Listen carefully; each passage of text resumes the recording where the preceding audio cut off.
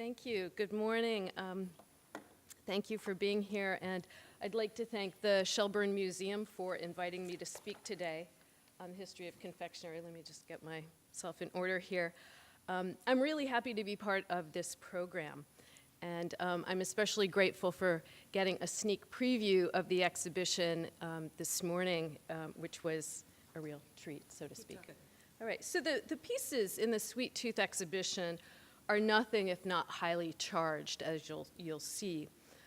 They play on ideas of luxury, beauty, frivolity, sexuality, and even decadence. But why did they so powerfully evoke these things, almost viscerally, on a visceral level? Even though these are wholly modern works of art, I think they're provocative because of the long history that we have with sugar and allied substances like chocolate, which I'm excited to hear about later this afternoon. Whether we realize it or not, much of the power of these works derives from the deep and abiding associations we have with sweetness as an experience and with sweets as material things. And so today I'd like to try to unpack some of this longer history to help place these pieces in a larger historical context that might help inform the way we look at these things. And I should also say I'm really grateful to be going after Andy because he laid a lot of the groundwork in terms of the production. Some things I'll amplify on, and I have illustrations of some of the very things that you were talking about. And I'm also happy that you laid that groundwork because I'm going to be talking more about consumption from, confections from the consumer's point of view. Okay. So we don't know the precise origins of sugarcane, as Andy suggested, but they're ancient, perhaps coming from China, New Guinea. The Philippines scholars aren't really in agreement about this. Northern Europeans' relationship with sugar began around AD 1000 when the Spanish began using it for medicinal purposes. The Crusades helped bring sugar to other European countries.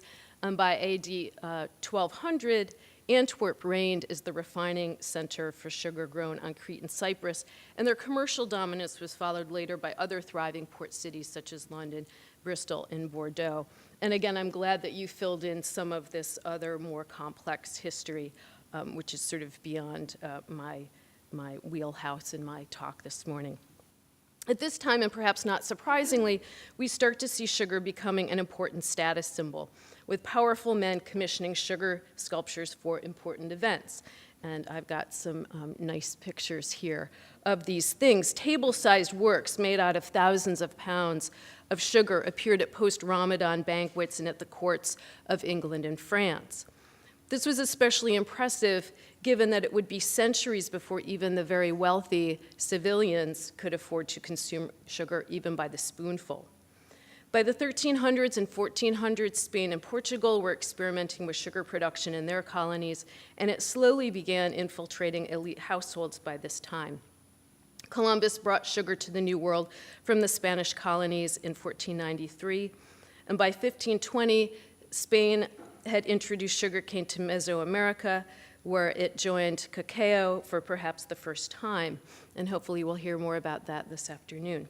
Importantly, the Caribbean plantations owned by the Dutch, French, and British came to dominate sugar production by the 1600s, and this is where our story of modern sugar consumption really begins.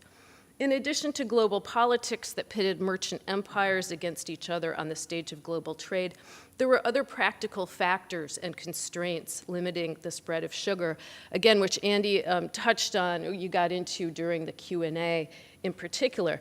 It's a fragile plant. Sugar cane, the source of refined sugar, is not easy to grow. It requires a painstaking propagation process that requires a lot of land. The plant requires a lot of constant watering and a long growing season, sometimes up to 12 months, in very tropical climates. And once grown, it requires back-breaking effort to harvest, especially in the age before mechanization. Large stalks could only be cut by hand using large machetes, and you can see in this, wait, I've got this laser pointer thing here. Here's some of these stalks, showing you this bamboo-like plant. And then there's the difficulty of extracting the juice. What do you do with this plant after you harvest it? Once grown and cultivated, the juice had to be extracted, at first by hand presses before steam-powered mechanization in the 1830s. And you can see some of these presses here, and here's some of this cane juice. And here's another one where you can see the sugar mill and then the juice coming out here. And then there's the refinement process itself, which also before steam power necessitated boiling sugar down in copper kettles over blazing heat, which you can see part of here, and that's what's going on here. So refining systematically removes the moisture and impurities from sugar. And the purer the sugar, the whiter it is, the more refined it is. And the more refined sugar is more versatile, both in terms of flavor and materially. So refined sugar you can actually do things with. You can mold it, you can shape it, you can pipe it. And it's also a more anonymous sweetener, so it's a more versatile flavoring agent. And we can see here different grades of sugar, from the very refined to the cruder versions. So scholars tend to think of sugar as a product of both agriculture and industry. So it's important to remember that raw cane is not a finished commodity, but requires much more labor and resources before it comes to market. So having the capital to invest in labor and machinery to do all this determined a colonizing country ability to supply its own domestic markets with sugar and export the rest for profit. And that brings us to yet another reason why sugar was so prized in the American colonies in particular, because only a small percentage of it at first was re-exported from the ports of Bristol and London to American shores. American consumption, in fact, lagged almost a century behind that of the British, simply because their collective sweet tooth was becoming insatiable by the early 18th century. They were eating almost all their supplies and saving very little for their colonial subjects. Basically, we had to wait in line for the sugar that they were producing, and they were eating almost all of it. Another essential thing to add here is that the voracious European appetite for sugar required an increasing body of labor to produce it. Again, something that Andy touched upon in the Q&A. The Dutch and British in particular used an exponentially growing number of enslaved people to cultivate and refine their sugar.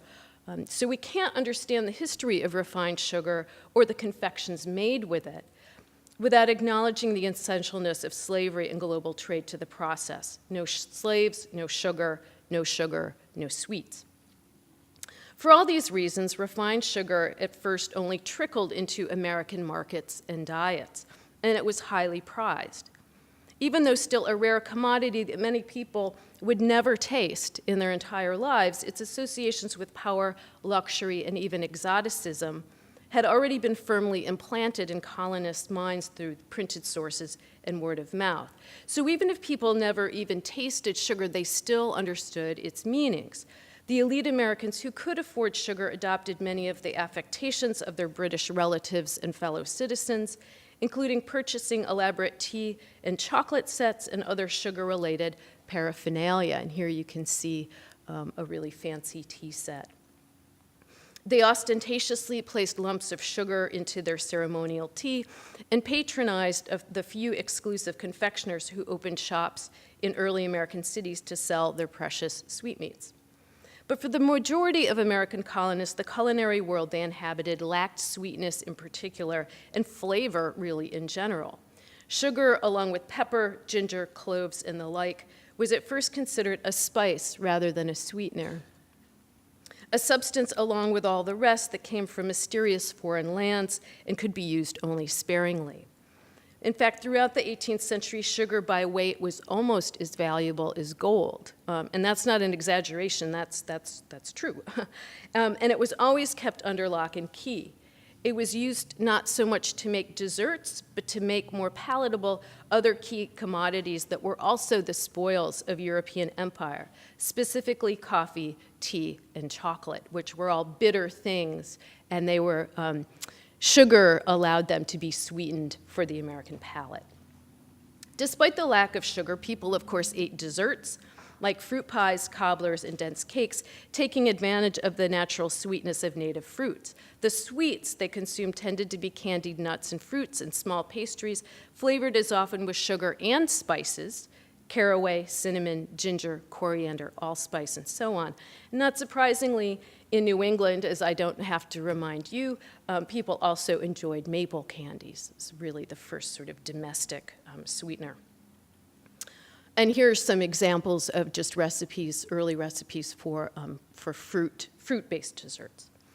Even after sugar became more abundant on the market, it was still dear, and sugar-forward desserts were still not available to everyone or even most.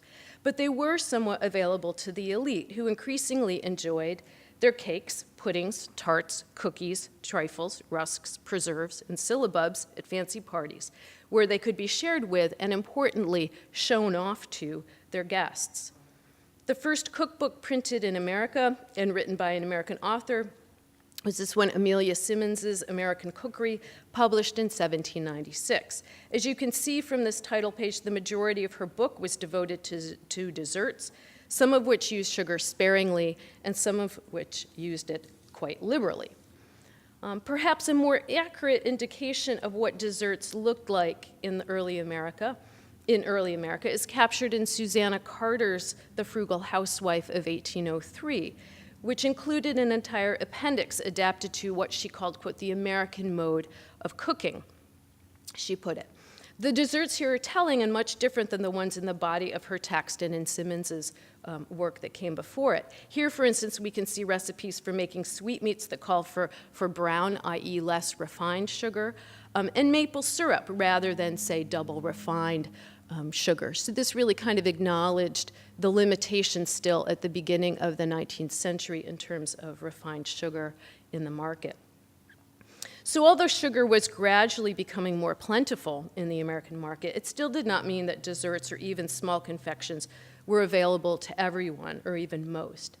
Simmons's cookbook, like others of its time, was geared toward, quote, the lady of fashion and fortune, or someone who had to work in her kitchen as a domestic. And here's a typical bill of fare for that lady of fashion and fortune.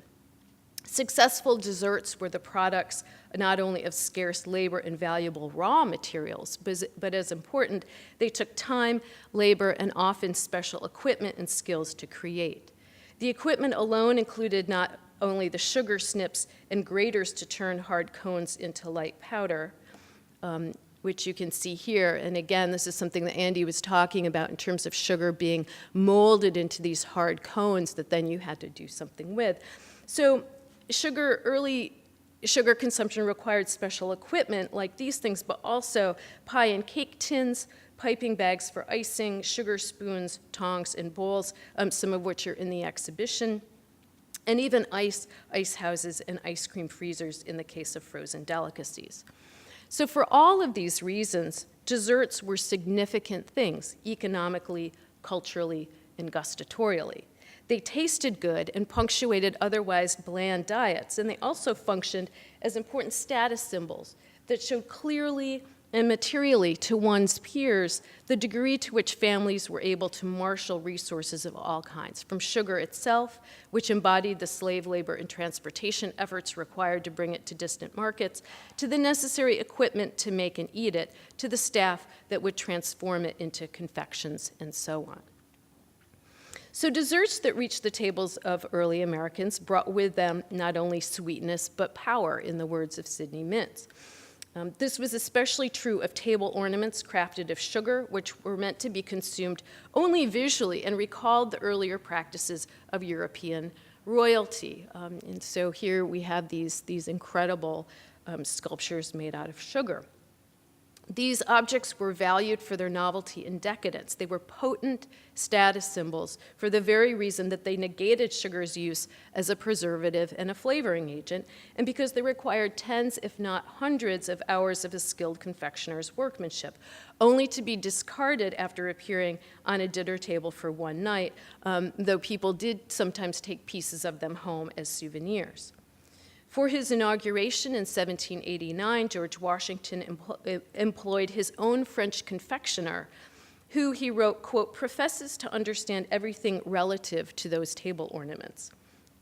Elite women imitated such practices on a smaller scale, hiring out the skilled hands of local confectioners to create smaller sugar pieces, which they often called toys, for special events that would decorate their tables as centerpieces. And these are pretty fancy toys, but this gives you an idea of what they would have looked like on a banquet table.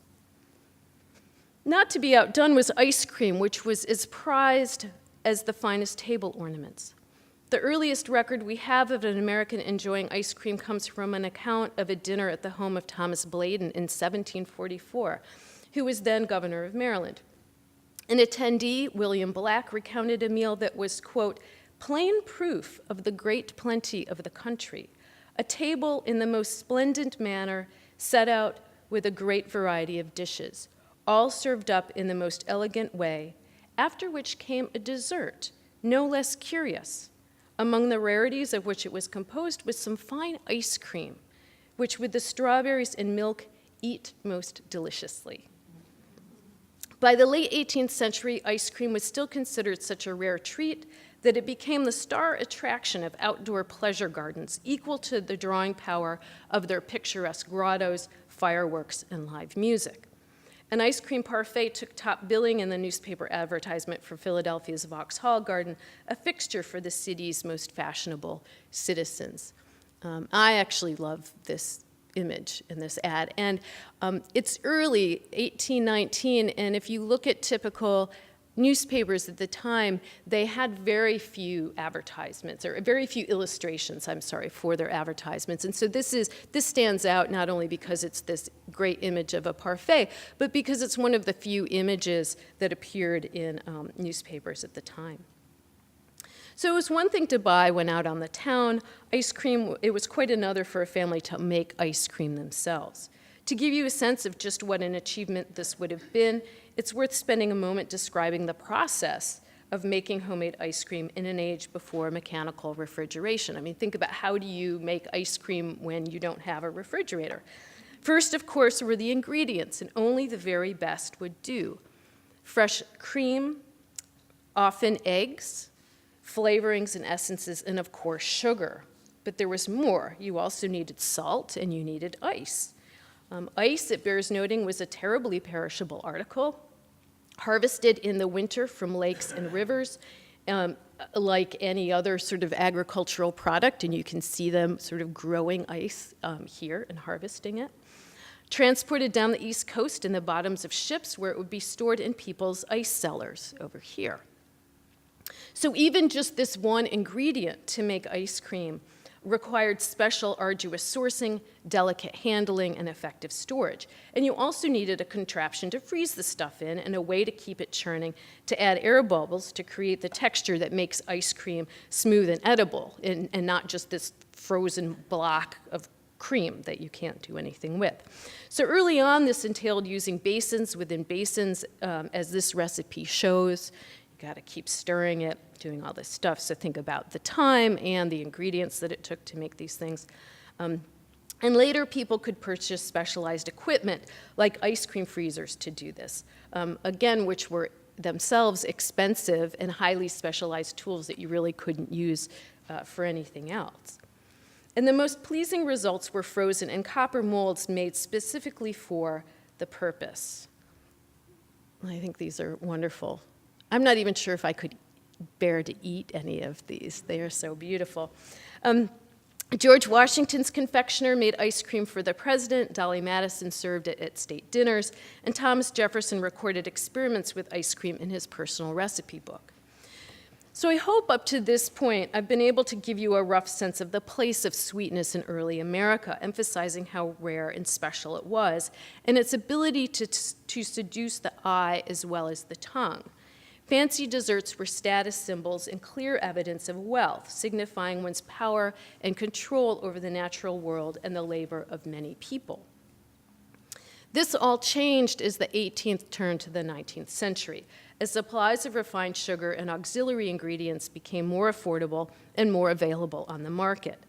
This was due in many ways to the same factors that initially constrained the production and consumption of sugar in previous centuries. When the United States gained its independence from Great Britain, it no longer had to wait in line for supplies of sugar from the mother country, but could colonize its own Caribbean plantations and trade in its own right for global sugar supplies. At the same time, the slave trade expanded as well, due in part to this appetite for sugar. So the slave trade provided a steady supply of coerced labor to do the backbreaking work of cultivating and refining cane sugar under terrible conditions. As Andy said, nobody wanted to do this work, and so we enslaved people to do it for us. In addition, as the territory of the United States expanded, there were increasing experiments with producing domestic beet sugar, a substance that was discovered in Germany in the 1740s and that France started developing in the early 1800s. By the 1850s, nearly 17% of the world's supply of refined sugar came from sugar beets. And while the U.S. continued to rely primarily on sugar cane from Caribbean islands until the late 19th century, the very presence of beet sugar in the market increased the total amount available and decreased its price and sort of eased the demands on refined sugar sourced from cane. And this shows you just a map of not actually where sugar beets were grown, but where they could be grown in the United States. Finally, the introduction of new technologies, and in particular steam power beginning in the 1830s, made the processes of extracting juice from the cane stalks and refining it much more efficient and cheaper. Refiners started popping up in major American cities, from one lone American refiner in 1730 to nearly 20 refiners operating in New York City alone by the mid-1850s. At the time, the Journal of Commerce remarked that the city was, quote, nearly encircled by enormous refining establishments easily recognized by their lofty walls and chimneys. And that was because what was going on inside was highly dangerous, flammable. They needed these big structures to kind of contain the processes of refining. Sugar refiners dotted almost American City and became the most lucrative business in New York at the time, which is pretty amazing when you think of everything else going on in New York City in the mid-19th century. Among the first and most successful, of course, as we know, were William and Frederick Havemeyer, who established a sugar bakery, which is a crude refinery, in Manhattan in 1807. They succeeded over several generations due to, in the words of one historian, quote, smart management, shrewd investments, new technologies, and naked aggression. Indeed, Havemeyer and Elder established the first refinery in Brooklyn in 1856. Henry O., H.O. Havemeyer, whose daughter's extensive collections we were fortunate enough to enjoy here at the museum, began working at the refinery as a boy and grew to become the shrewdest man in his line through his savvy business skills. His brother, Theodore Augustus Havemeyer, was better at the technological aspects of the refining business, introducing steam power for removing moisture from sugar and refining it. He also introduced improvements for recycling the charcoal used for purifying the sugar, devised a carriage to move the heavy molds from one place to another, and assumed the patent on making sugar molds from paper and pasteboard rather than heavy iron. And I mention all of these improvements because they helped the company increase sugar production. By 1869, Havemeyer alone was processing 100 tons of sugar each day. And by 1876, they were producing 100 million pounds of refined sugar annually and employing more than 1,000 men. These production figures were matched, of course, These production figures were matched, of course, by steadily increasing consumption throughout the 19th century. Production didn't just go into the void, it went into people's mouths, and I think that's something we have to remember. People consumed much of it dissolved in tea, cocoa, and coffee, but the main delivery system for sugar during this time was through sweet treats and desserts, which ordinary Americans had been primed to prize and desire. So this is, I think, important. People didn't turn away from sugar because they saw it as a form of empty calories or a luxurious waste of money in most cases, consumers at least. Instead, they quickly accommodated sugar into their diets and budgets, foregoing other foods and other possessions in order to do so. So through this process of what I call democratization, something interesting happened to the meanings of sugar, not as an economic commodity, but as a cultural symbol. It transformed from a tangible embodiment of masculine power and control, really, into something much different, to a substance almost exclusively associated with women and children, a weak, weakened, and devalued thing. These meanings, which developed over the long 19th century, have become so ingrained that they seem natural to us today. We associate women with sweetness and sweet things. We get nostalgic for home sweet home, and are still taught that girls are sugar and spice and everything nice.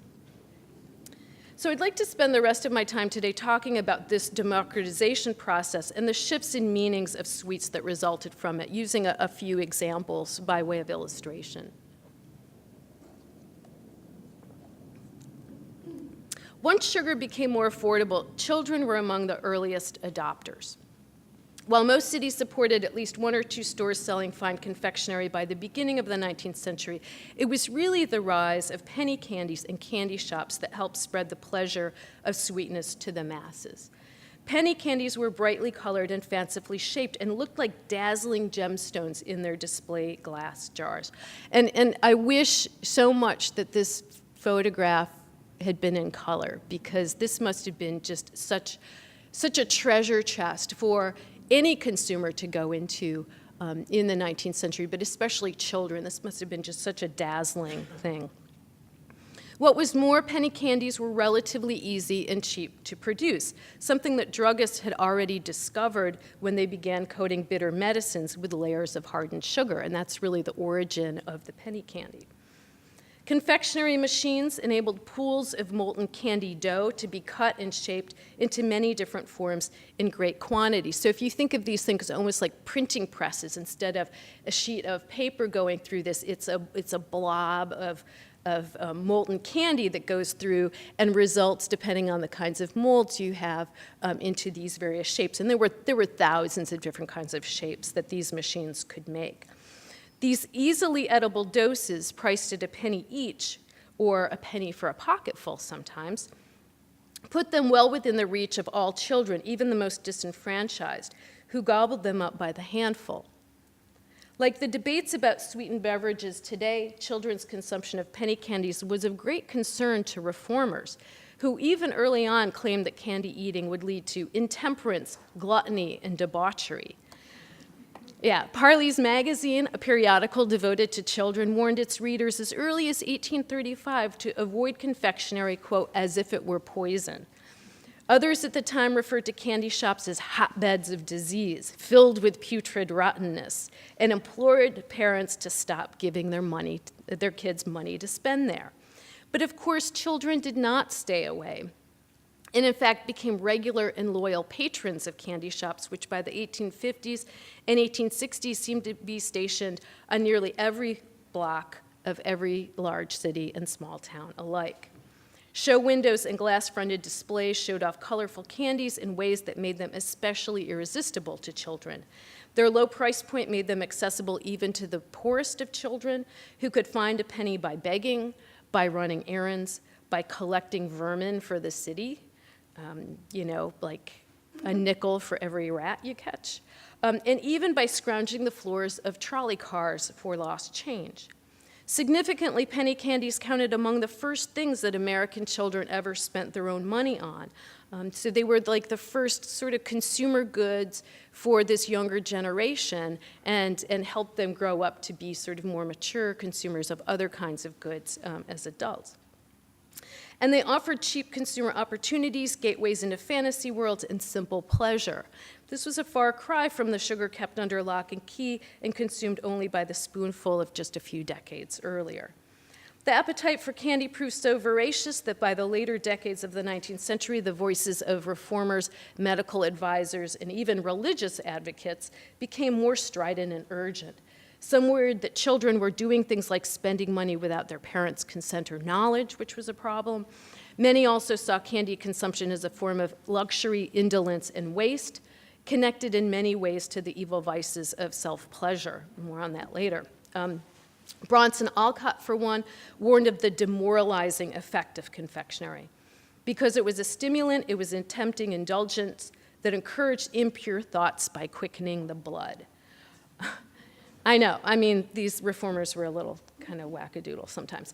Others worried that candy was a gateway drug that would lead children to consume alcohol and tobacco as adults, instilling in them bad habits. Whether or not this was actually the case, children did use candies to mimic the habits of adults, from smoking chocolate cigarettes and cigars and pipes, to eating penny candy shaped like miniature rum bottles, I'm not kidding, to spitting out the juice from black licorice sticks as if it were tobacco.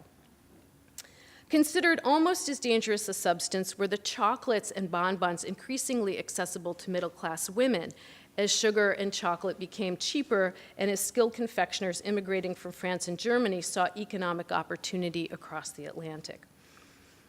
These were not children's but women's candies, with more direct links to sexuality and licentiousness.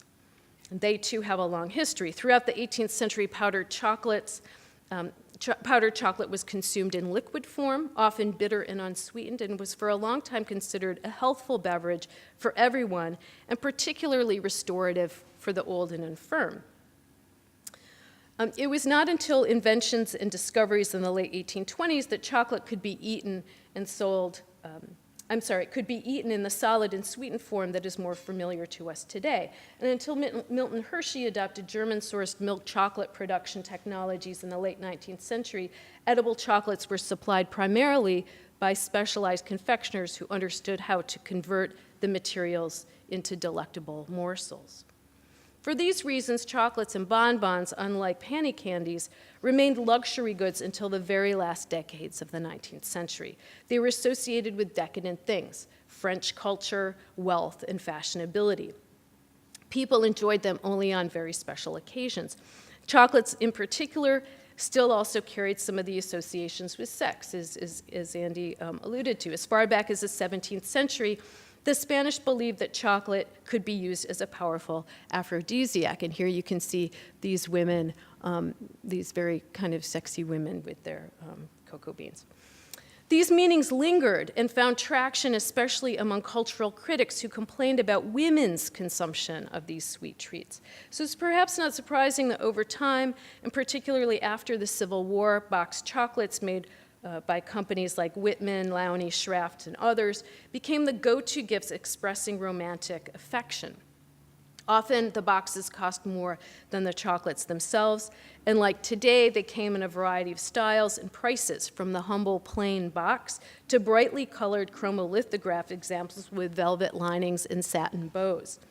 The boxes turned chocolates and bonbons into commodities laden with symbolic meanings. Yes, they were sweet treats, but they were also romantic tokens of affection, symbolic and tangible evidence of the courtship process itself. Because of this, chocolates and bonbons became lightning rods for cultural critics who went after them perhaps even more intensely than they did children and their penny candies.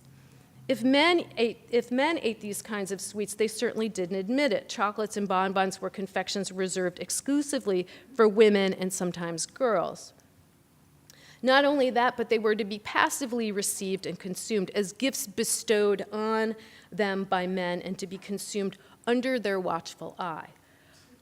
The Confectioners and Bakers Gazette in 1906 wrote, quote, "Confectionery plays an important part in the development of love affairs. Many stories are told of the powerful influence that is exerted on Cupid's behalf by a pound of chocolates." Indeed, by 1900, there was no doubt that chocolate's reputation as the apex of the seductive edifice of confectionery had been cemented, perpetuated through generations of Europeans and Americans since Montezuma's time. These associations were, not surprisingly, aided and abetted by the Valentine's Day industrial complex, which included not only the confectionery companies, but also those producing boxes, greeting cards, floral arrangements, and the like, who had well commercialized the holiday by the 1870s. Of course, what titillated consumers about chocolates were the very things that made observers wring their hands. Popular writers in the Gilded Age, from suffragists to misogynists, concerned themselves with what they called the woman question, the proper role of women in the private and public sphere. This included questions about their relative independence and the degree to which women should defer to men. It might seem strange, but a good deal of this conversation took place over debates about chocolates. It was okay for a man to give a woman chocolates, but for a woman to give them to herself was cause for concern, since it was a commonly held notion, even by women themselves, that they were inherently wild creatures unable to control their innate desires and appetites. Eating too many sweets could cause bodily harm, eroding one's physical integrity. It is, quote, a positive sin daily to pamper the body with rich dainties, according to Margaret Cox's Young Lady's Companion in 1839. She continued, quote, many constitutions in our large cities are entirely destroyed and a great amount of money wasted by the habits of permitting young girls to stop on their morning walks to indulge themselves at the shop of the confectioner. All these people are so concerned and wringing their hands. What was more, a woman overtaken by her desires for sweets might spend all of her husband's earnings on such things, glutting herself, often in secret, with these deleterious foods. Many writers pointed to the dozens of bonbons and pastries and pounds of chocolates women might consume each day. Quote, to merely pander to the appetite is sensual and debasing. Food is a moral agent and has its effect upon every character, unquote, argued a writer in the Boston Cooking School magazine in 1896. People are taking this very seriously. Even more distressing was the association of chocolates and bonbons with indolence and luxury. It might be okay for a man to give a woman a box of chocolates as a token of affection, but if she purchased and ate these things herself, she was engaging in a form of self-pollution, seeing to her own desires in a way that was both unseemly and sinful. People described the practice as damaging, pernicious, dangerous, inflaming, women out of control. And if boys were to indulge in the same kinds of habits, they too would become effeminate, weak, and lose vitality. They would, in essence, turn into women, and not very strong ones at that. As William Greenleaf Eliot put it in his lectures to young men in 1867, quote, you cannot develop a vigorous manhood by stuffing a boy with confectionery and deforming him in a rocking chair, unquote. By the later decades of the 19th century, the association of sugar and sweets with women and children was fairly complete. By then, sugar and the things made with it had been demoted, having devolved from a status symbol of male power and prowess when a rarity, to being economically and culturally devalued after it became democratized. And here I just wanted to show you a few more examples, just by way of wrapping up, how this process played out in the market and the marketplace of ideas. Take, for instance, wedding cakes. You'd be right in thinking that the quintessential wedding cake that we know of today has its origins in those towering sugar sculptures of early modern Europe. Early sugar work was not unknown to Americans. Pieces of it were shown to locals by traveling exhibitors, like this very early one of 1765.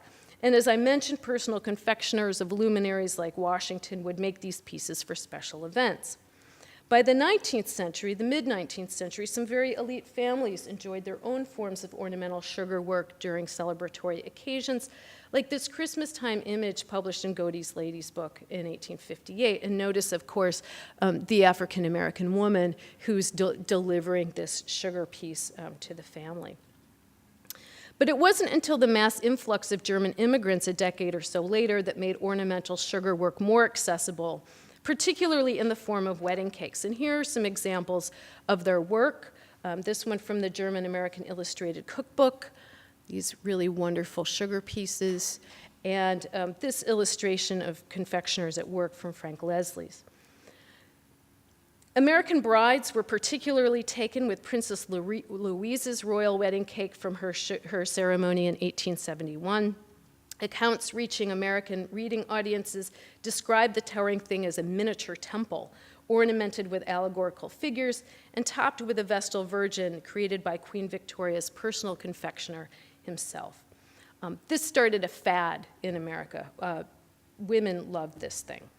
So soon they were commissioning bakers and sugar workers to make more affordable versions, patterned on a three-tiered structure. They often had elaborate piping and top ornaments, which were mass-produced by the end of the century. With the spread of the wedding cake also came something interesting, a parallel popularization of wedding dresses. Brides and cakes started to resemble each other, part of the material language that defined women not only as pure, but as ornamental things. Some scholars have in fact traced the decorative flowers on wedding cakes to the early favors of fabric bows that were sewn onto wedding dresses to be ripped off and taken by the guests as souvenirs. So it's not difficult to imagine that the modern wedding cake was an edible surrogate of the bride. That the bride and the wedding cake by the late 19th century had come to look alike when they could have just as easily diverged seems not accidental to me, but a continuation of how this material language of sugar was refashioned to inextricably link sweetness with women and women with sweetness. One other example I'll provide by way of wrapping up here has to do with, of all things, instant gelatins, which revolutionized desserts at the end of the 19th century. Before that time, to make something as simple as Jell-O salad or dessert required a painstaking and smelly process involving boiling calves' hoofs and straining them, and it's horrible. I've done it myself, and it's really awful. But this was revolutionized in the late 19th century with companies like Knox, Cox, Jell-O, Royal, and Plymouth, who created this instant gelatin that allowed women to make these desserts themselves, and ones that were more pure and more refined, really luscious-looking things. Thanks to these preparations, women could finally make fancy ornamental desserts in their own homes, and they could be quite impressive. Interestingly, men were never shown in advertisements for these products except as the grateful consumers of the finished dishes. Company spokespeople were always women or children, the Knox Cherubs, the Plymouth Rock Gelatin Woman, and one of my favorites, the Crystal Gelatin Woman, who, right, like her head becomes like this bobbing piece of fruit in this molded piece of Jell-O. Most famous of all, of course, was the Jell-O girl, whose bright-eyed visage reassured women that using this newfangled substance would reliably create successful dishes. And her presence in all this advertising also helped further solidify the association of women and children with sweet things. I don't know if this was intentional, but I really see like this Jell-O mold, kind of like her embodying this Jell-O mold right here. So the origins of America's collective sweet tooth, I would venture, is as much about cultural meaning, the ideas we put into our heads, as it is about consumption, what we put into our mouths. The meanings that confectionery came to assume over several centuries and which became crystallized, if you will, during the 19th century are ones that we continue to live with even today, having literally and figuratively internalized sweets along the way. And that perhaps should give us some more food for thought today as we consider the provocative pieces in the exhibition. Thank you.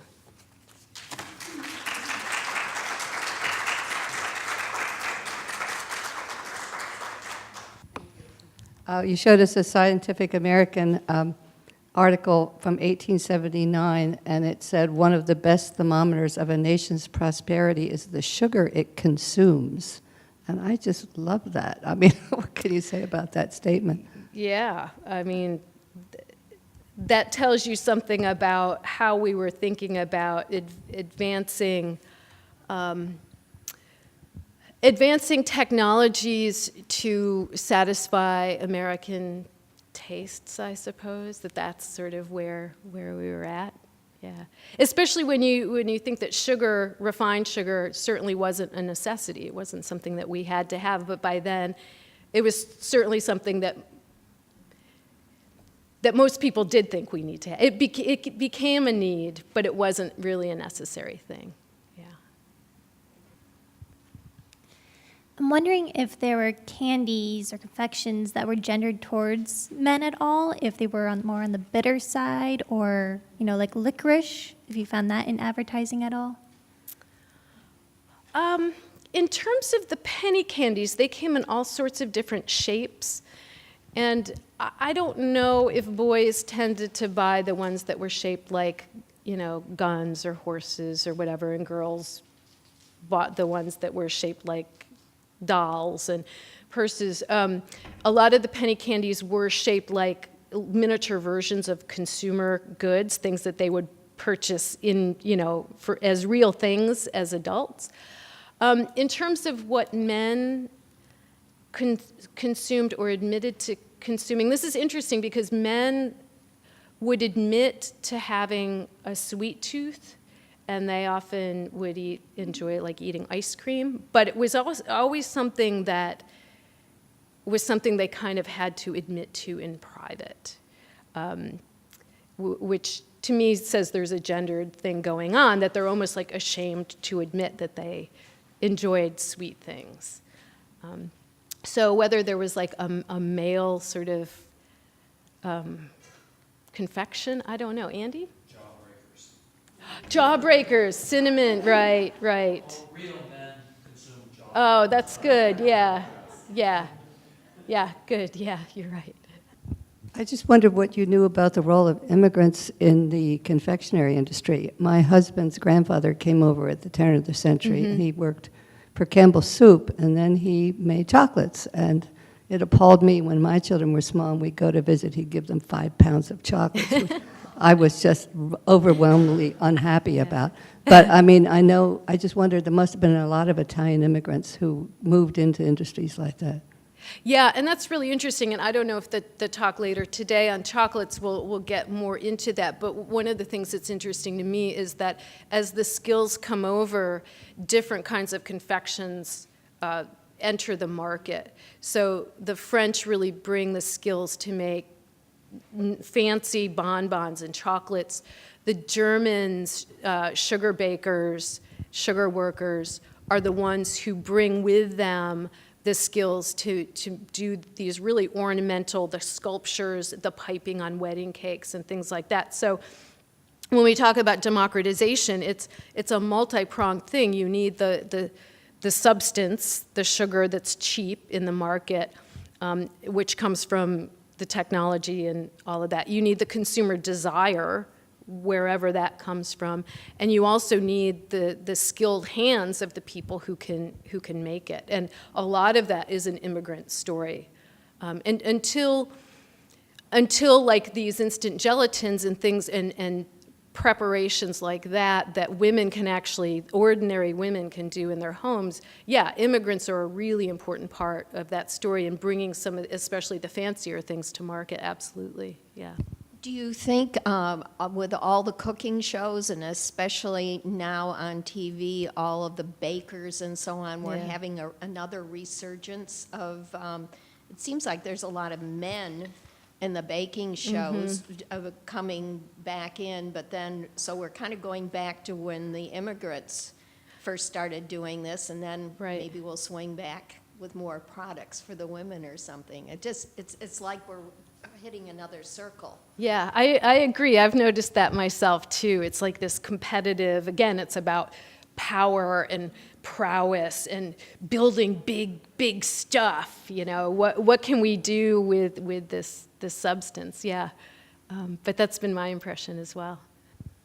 You briefly mentioned these pleasure gardens, and I was wondering if you could expand upon those, what else was offered beyond ice cream or what the environment was like.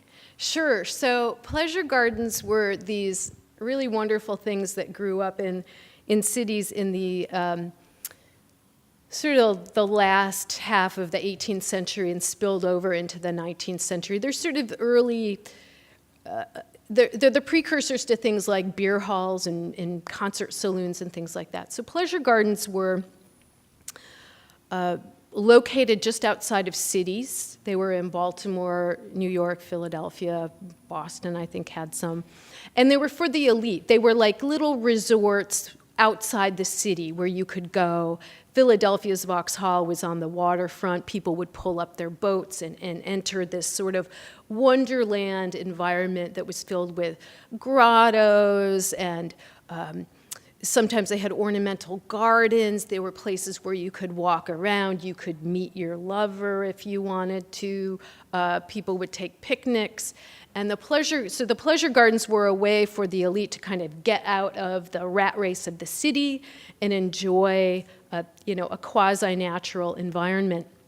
An important thing about the pleasure gardens was not only that they had these faux natural surroundings, but that they also had these other special treats. So they had bands playing music. They had fireworks. They were some of the first places where Americans could see fireworks. They had special foods, so people could eat oysters and things like that.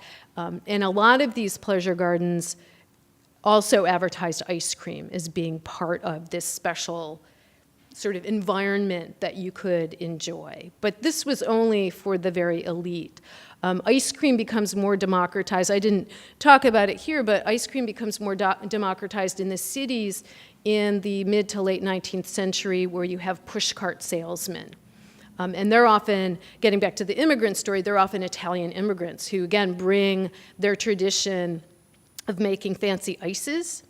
They bring that tradition over here, but instead of being sort of what we would consider high-class, very skilled confectioners, they're peddlers, and they're often demeaned on the street. They're accused of selling adulterated or poisoned treats to children. Whether or not that was true, or whether that was just, more of the rhetoric of xenophobia that's occurring at this time, it's not quite clear, but regular people who aren't the elite, who aren't going to these pleasure gardens, also do have access to ice cream. It might not be fancy in fancy molds, but you can get, your paper cup with a little scoop of ice cream from the street peddler. Yeah. So. Great. Well, we'll have an opportunity to ask Wendy more questions during the afternoon Q&A. Thank you so very Thank you. much.